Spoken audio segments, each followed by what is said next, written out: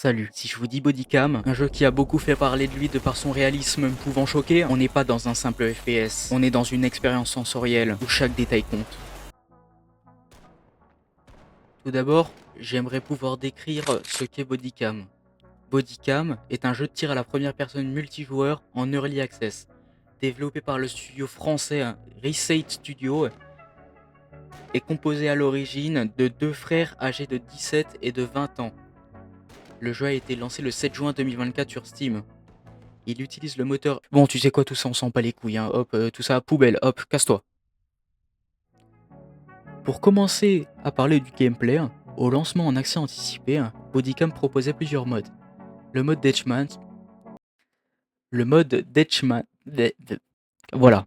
Le mode Deathmatch, jusqu'à 10 joueurs en solo. Le mode Team Deathmatch, en 5v5 avec des équipes logiques. Le mode Body Bomb, en 5v5 compétitif, avec une rotation d'armes, avec une team qui place la bombe et l'autre doit la désamorcer. Un peu comme Counter-Strike, sauf que plus la bombe est placée proche du spawn ennemi, plus la bombe explosera rapidement. Un mode zombie a été ajouté plus tard après de nombreuses mises à jour, notamment autour d'Halloween avec des environnements effrayants comme un asile, ainsi que le mode Hardpoint qui est en gros de la capture de zone comme dans Call of Duty.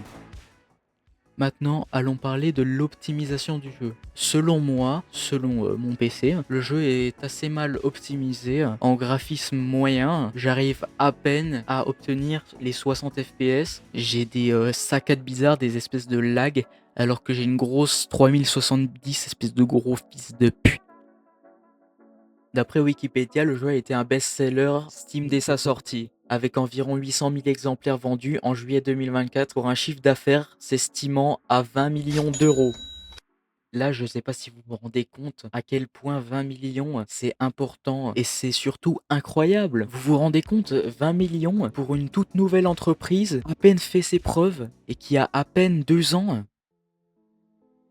Mais maintenant, j'aimerais qu'on puisse parler d'un truc qui peut aller au-dessus de ce jeu en particulier. L'atmosphère. Dans chaque jeu vidéo, c'est quelque chose qui ne peut pas être absent. C'est ce qui donne l'ADN même du jeu. C'est ce qui te donne envie d'y jouer. Écoutez, je vais pas vous mentir, mais Bodycam est un mauvais jeu pour donner une vraie atmosphère. Sauf dans certains cas. Comme par exemple, les gunfights. Mais ça, c'est pas une partie du jeu. C'est le jeu. Qu'est-ce qui peut aller au-dessus de ça dans un jeu? La réponse, c'est les maps. Même si la plupart sont toutes reprises du workshop, ça reste que des maps au final. Maintenant, il faut y ajouter de la vie, des bruits de sirènes, des cloches, des oiseaux qui tapent le meilleur rituel satanique au-dessus du Panthéon de Rome.